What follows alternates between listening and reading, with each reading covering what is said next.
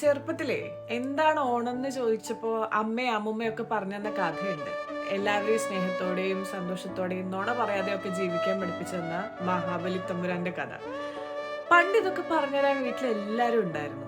പക്ഷെ ഇന്നത്തെ എന്റെ ഈ പ്രവാസി ജീവിതത്തില് എന്റെ മോൾക്ക് ഇതൊക്കെ പറഞ്ഞു കൊടുക്കാൻ ഞങ്ങൾ മാത്രമേ ഉള്ളൂ. അതുകൊണ്ട് അറിഞ്ഞുകൊണ്ടൊരു എഫേർട്ട് ഇട്ട് ഞങ്ങൾ അവളെ കാര്യങ്ങൾ പഠിപ്പിക്കുകയാണ്. ഇന്ന് നാട്ടിൽ പോകാൻ പറ്റാതെ ഇരിക്കുന്ന കുറേ പേരുണ്ടാവുമല്ലോ.